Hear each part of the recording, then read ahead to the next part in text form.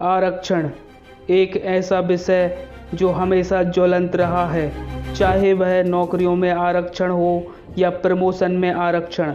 हमेशा इस बात की बहस छिड़ी ही रहती है कि आखिर आरक्षण क्यों दिया जाता है। और सबसे बड़ी बहस तो तब बढ़ती है कि जब कोई कहता है कि कलेक्टर के बेटे को आखिर क्यों आरक्षण दिया जाता है। जब वह एक बार सक्षम हो गया है तो फिर उसके बच्चों को आरक्षण की क्या ज़रूरत है। आइए आज बात करते हैं इसी विषय पर।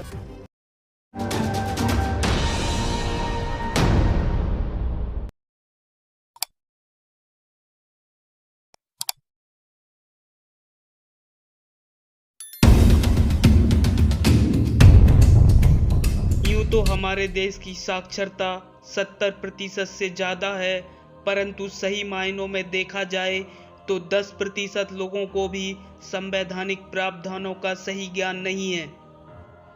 और यही सबसे बड़ा कारण है कि लोग सुनी सुनाई बातों को आधार बनाकर आरक्षण के बारे में तरह तरह की भ्रांतियां फैलाते हैं। जैसे आरक्षण 10 साल के लिए था, कलेक्टर, आईएएस, आईपीएस के बच्चों को आरक्षण नहीं मिलना चाहिए, आरक्षण आर्थिक आधार पर होना चाहिए, ना कि जाति के आधार पर। इस तरह की कई भ्रांतियां समाज में आज भी फैली हुई हैं, जो कि सही नहीं है। हम आपसे इस विषय पर ज़्यादा बात करें उससे पहले आप यह वीडियो देखिए। बेचारे सियाने हो गए, 50-50, 60-60 साल के हो गए, वो आशा लगाए थे कि पीएससी होगी, पीएससी में हमारा हो जाएगा। लेकिन जब वो पेपर दिए पता चला कि उनकी पोस्ट ही समाप्त हो गई, आरक्षण में चली गई। ये स्थितियाँ थी। मतलब आरक्षण चली गई मतलब? भाई साहब 4 पोस्टें हैं जी।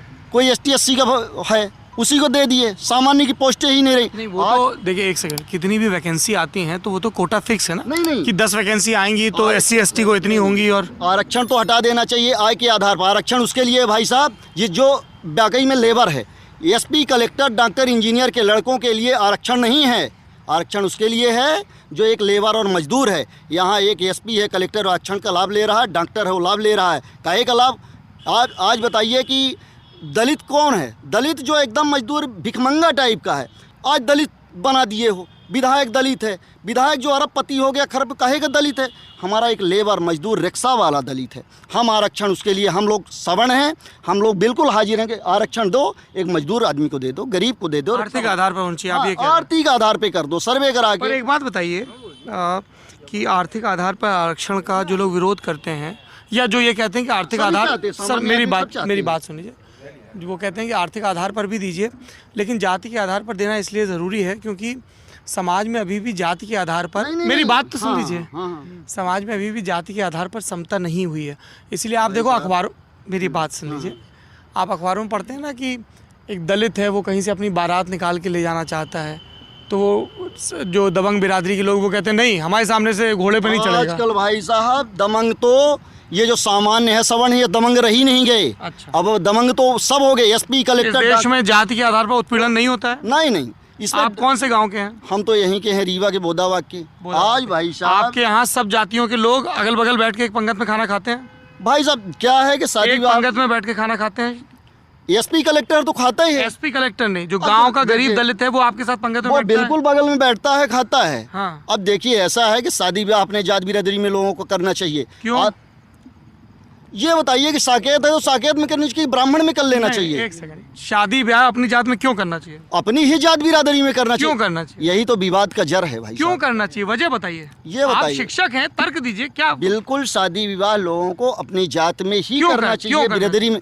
आप ये बताइए कि किसी ठाकुर की बच्ची है, कोई साकेत कर लेगा, क्या शोभा देगा? क्यों नहीं देगा? बिल्कुल शोभा नहीं। अगर एक इस देश में एक बालिग लड़का और एक बालिग लड़की, वो किसी भी धर्म या जाति से जुड़े हों, अगर वो एक दूसरे को पसंद करते हैं, वो साथ रहना चाहते हैं, तो आप कौन होते हैं रोकने वाले? वो तो ठीक है, पर सरकार को भी हटा देना चाहिए। हम कहते हैं कोई मजदूर वर्ग का आदमी है, नहीं, वो अपनी बच्ची की 16 साल में शादी करना चाहता है, पुरानी प्रथा को ले देना चाहिए, अब नई प्रथा हटा देना चाहिए। 16 साल में शादी करने का विरोध इसलिए है क्योंकि तब शारीरिक रूप से विकास। तो सुना आपने, पेशे से यह एक अध्यापक हैं और इनके तर्क तो गजब ही हैं। जब एक अध्यापक इस तरह की बात करता है तो आप समझ सकते हैं कि हमारे समाज में किस तरह की भ्रांतियां आज भी फैली होंगी। हम सिर्फ बात कर रहे हैं आरक्षण के बारे में। जैसा कि ये कह रहे हैं कि कलेक्टर, आईएएस, आईपीएस के बच्चों को आरक्षण की क्या ज़रूरत है, आरक्षण तो गरीबों को मिलना चाहिए। अब आप खुद समझ सकते हैं, जब एक अध्यापक की सोच इतनी उथली है तो बाकी लोगों की सोच क्या रही होगी। आइए अब बात करते हैं मुख्य मुद्दे पर। क्या कलेक्टर, आईएएस, आईपीएस के बच्चों को आरक्षण मिलना चाहिए या नहीं? दोस्तों, सबसे पहले तो यह समझ लीजिए कि आरक्षण कोई गरीबी हटाओ कार्यक्रम बिल्कुल नहीं है। उसके लिए सरकार ने अलग से कई गरीबी हटाओ कार्यक्रम चलाए हुए हैं, जिसका लाभ लेकर सभी वर्ग समान रूप से आगे बढ़ रहे हैं। यहाँ हम सबसे बड़ी गलती यही करते हैं कि हम आरक्षण को गरीबी से जोड़कर देख लेते हैं। यही हमारी सबसे बड़ी गलती है, जिसके कारण हम आरक्षण की भावना को सही तरीके से नहीं समझ पाते। यदि कोई दलित वर्ग का व्यक्ति आरक्षण का लाभ लेकर कलेक्टर, आईएएस, आईपीएस बन भी गया है, तो इसकी क्या गारंटी है कि उसे समाज में उसी नज़रिए से देखा जाएगा जिस नज़रिए से सामान्य वर्ग के व्यक्ति को देखा जाता है। कोई दलित वर्ग का व्यक्ति भले ही आर्थिक रूप से संपन्न हो गया है, परंतु फिर भी उसके साथ सामाजिक रूप से भेदभाव किया जाता है। इसका सबसे बड़ा उदाहरण है राष्ट्रपति रामनाथ कोविंद। 18 मार्च 2018 उड़ीसा के पुरी मंदिर में राष्ट्रपति रामनाथ कोविंद के साथ किया गया सामाजिक भेदभाव इसका सबसे बड़ा उदाहरण है। राष्ट्रपति देश का प्रथम व्यक्ति होता है। जब रामनाथ कोविंद उड़ीसा के पुरी मंदिर में भगवान जगन्नाथ के दर्शन हेतु गए थे, तब मंदिर के पुजारी ने इसी बात को लेकर आपत्ति जताई थी कि राष्ट्रपति दलित जाति से आते हैं, जिनका मंदिर में प्रवेश वर्जित है।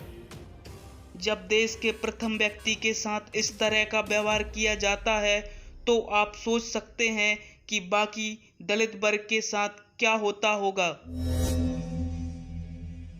दूसरा सबसे बड़ा उदाहरण है 25 जून 2011 राष्ट्रीय अनुसूचित जाति जनजाति आयोग के अध्यक्ष पीएल पुनिया। इन्हें उड़ीसा के राणापुरा मंदिर में प्रवेश करने से रोका गया था। ये कुछ ऐसे उदाहरण हैं जो दर्शाते हैं कि भले ही कोई दलित वर्ग का व्यक्ति आर्थिक रूप से संपन्न हो गया है, परंतु फिर भी उसके साथ सामाजिक भेदभाव, छुआछूत किया जाता है।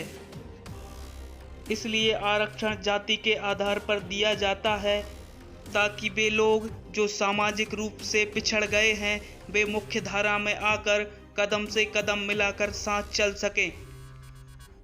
इसीलिए सही मायनों में यदि आरक्षण को समाप्त करना है, तो सबसे पहले हमें जाति को छोड़ना होगा, क्योंकि जाति ही आरक्षण का आधार है।